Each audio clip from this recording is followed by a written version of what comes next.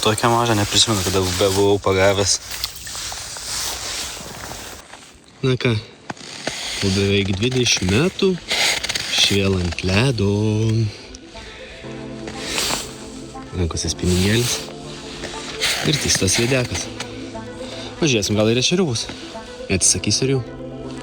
Nu, pažiūrėsim. Antra kėtė ir pirma šių metų lydeka. Tai aš nepaleisiu. Ne, ačiū tau. Atidariau. Dar pusvalandukas. Ir dar vieną. Nu, šitą labai mažai jau. Liek. O.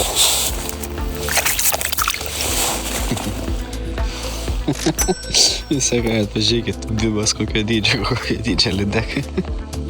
Ok. Galvau žolė. Tokią mažą neprisimenu, kada buvau pagavęs. Čia dar įdomesnis variantas. Na ką, 100 skylių ir 3 lydekaitės. Nu, pirma tokia link legalumo, kitas 2 tai iš viso. Ir ešeriukas. Ką žinau, šiaip kaip pirmą kartą su bibais, tai visai neblogai. Tam kartai.